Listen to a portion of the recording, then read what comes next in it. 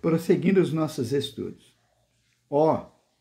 Quão mesquinha se nos afigura essa ideia da grandeza, do poder e da bondade de Deus. Quanto é sublime a ideia que dele fazemos pelo Espiritismo.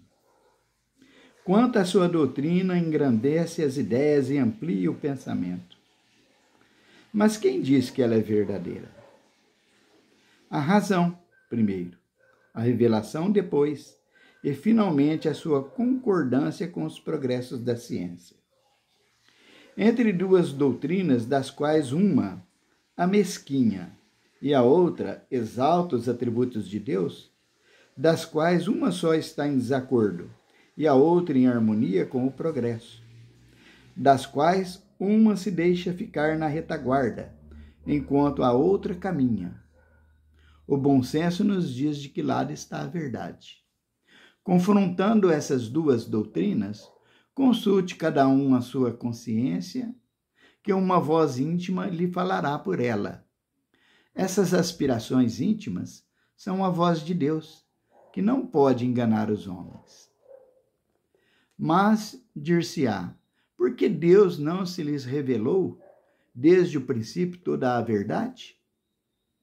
Pela mesma razão, porque se não ensina à infância o que se ensina aos de idade madura. A revelação ilimitada, ou melhor, a revelação limitada, foi suficiente a certo período da humanidade.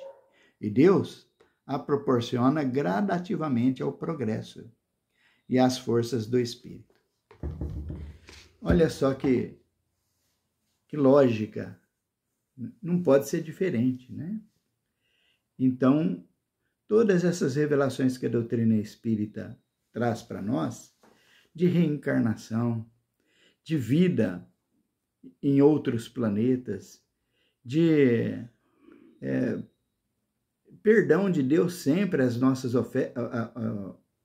ofensas, que nós fazemos a sua lei, mas nos dando sempre a chance de recomeçar, de reorganizar a nossa vida, através de sucessivas reencarnações, de melhoria sempre, tudo isso daí está consentida pela razão. Agora, ficarmos naquela ideia presa, né, de que a gente vai ter a consequência do que fizermos da nossa vida, pela conduta que adotarmos durante a nossa vida, e teremos ou o céu ou o inferno ou o purgatório como estado definitivo da nossa alma, é uma ideia retrógrada, que a razão repele isso, não é possível que seja assim.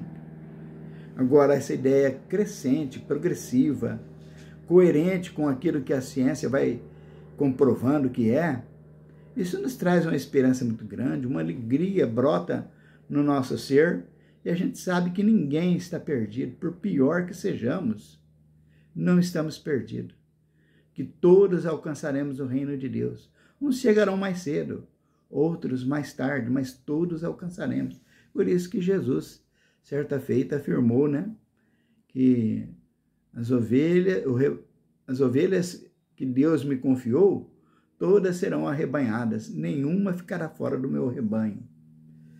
Isso é porque os retardatários, os preguiçosos que querem ainda viver seus prazeres materiais, eles aprenderão pela dor aquele que desprezam pelo amor.